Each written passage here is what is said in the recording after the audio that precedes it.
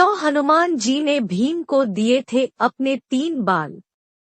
और कैसे बना हनुमान जी का एक बाल 1000 शिवलिंगों के बराबर? यह उस समय की बात है जब युद्ध में पांडवों ने कौरवों पर विजयश्री प्राप्त कर ली थी और पांडव हस्तिनापुर में सुखपूर्वक जीवन गुजार रहे थे। युधिष्ठिर के राज में प्रजा को किसी भी चीज की कोई कमी नहीं थी। किंवदंतियों की मान्यता अनुसार कि एक दिन देवऋषि नारद मुनि महाराज युधिष्ठिर के समक्ष प्रकट हुए और कहने लगे कि आप सभी पांडव यहाँ प्रसन्नता पूर्वक रह रहे हैं, लेकिन वहाँ स्वर्गलोक में आपके पिता बहुत दुखी है। देवऋषि के ऐसे वचन सुनकर युधिष्ठिर ने इसका कारण पूछा तो देवऋषि ने कहा, वे अपने जिंदा रहते हुए राजसूय यज्ञ करवाना चाहते थे, लेकिन ऐसा वे कर नहीं सके, इसलिए दुखी है।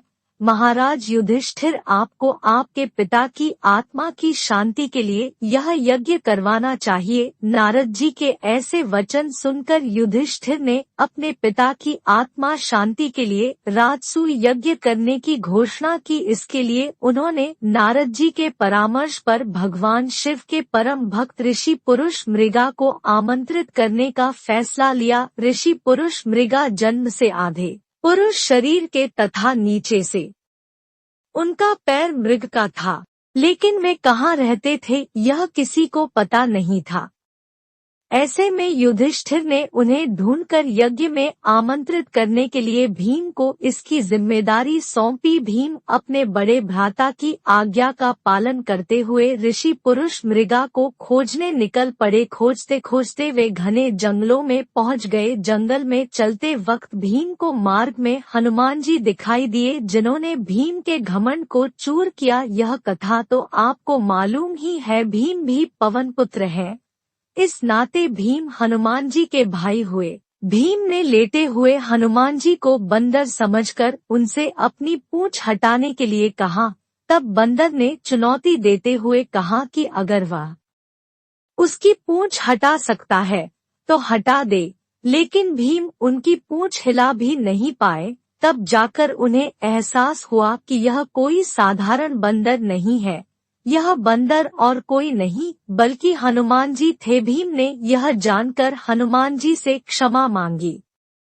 भीम ने हनुमान जी को अपने जंगल में भटकने का उद्देश्य बताया। कुछ विचार करने के बाद हनुमान जी ने भीम को अपने शरीर के 3 बाल दिए और कहा कि इन्हें अपने पास रखो, संकट के समय में ये तुम्हारे काम आएंगे। भीम ने हनुमान जी के वे 3 बाल अपने पास सुरक्षित रख लिए और चल पड़े ऋषि मृगा को ढूंढने। कुछ दूर जाने के बाद ही भीम को भगवान शिव के परम भक्त पुरुष मृगा मिल गए, जो महादेव शिव की स्तुति कर रहे थे। भीम ने उनके पास जाकर उन्हें प्रणाम किया तथा अपने आने का प्रयोजन बताया। इस पर ऋषि पुरुष मृगा भी उनके साथ चलने को राजी हो गए, लेकिन उन्होंने एक शर्त रख दी। पुरुष मृगा ने यह शर्त रखी कि तुम्हें मुझसे पहले हस्तिनापुर पहुंचना होगा, नहीं तो मैं तुम्हें खा जाऊंगा। भीम ने थोड़ी देर विचार करने के बाद ऋषि पुरुष मृगा की शर्त स्वीकार कर ली। शर्त स्वीकार करने के बाद वे अपनी पूरी शक्ति के साथ हस्तिनापुर की ओर दौड़ने लगे।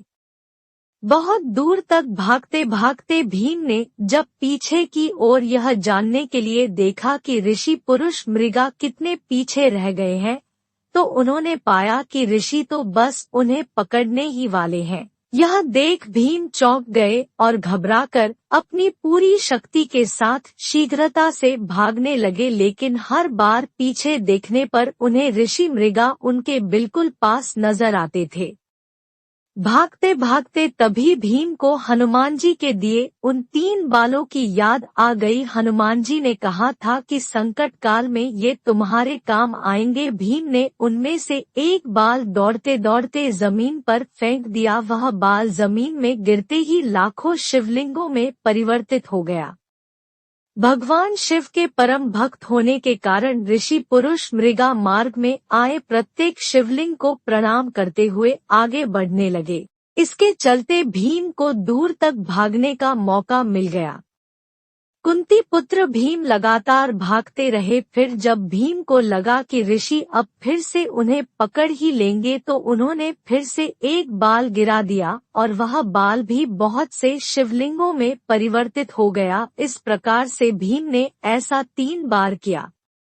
अंत में जब भीम हस्तिनापुर के द्वार में घुसने ही वाले थे कि ऋषि पुरुष मृगा उन्हें पकड़ने के लिए दौड़े और उन्हें पकड़ ही लिया था कि तभी भीम ने छलांग लगाई और उनका बस पैर ही द्वार के बाहर रह गया था। इस पर पुरुष मृगा ने उन्हें पकड़ते हुए खाना चाहा। लेकिन उसी दौरान भगवान कृष्ण और युधिष्ठिर द्वार पर पहुंच गए। दोनों को देखकर युधिष्ठिर ने भी पुरुष मृगा से बहस करनी शुरू कर दी। तब युधिष्ठिर से पुरुष मृगा ने कहा कि शर्त अनुसार इसका पैर द्वार के बाहर ही था, अतः यह पहुंच नहीं पाया, ऐसे में मैं इसे खाऊंगा। फिर भी हे धर्मराज, तुम न्याय करने के लिए स्वतंत्र हो। ऐसे वचन सुनकर युधिष्ठिर ने ऋषि पुरुष मृगा से कहा कि भीम के केवल पैर ही द्वार के बाहर रह गए थे, बाकी संपूर्ण शरीर तो द्वार के अंदर ही है, अतः आप भीम के केवल पैर ही खा सकते हैं। ऐसा सुनकर युधिष्ठिर के न्याय से ऋषि पुरुष मृगा प्रसन्न हुए तथा उन्होंने भीम को जीवनदान दे दिया।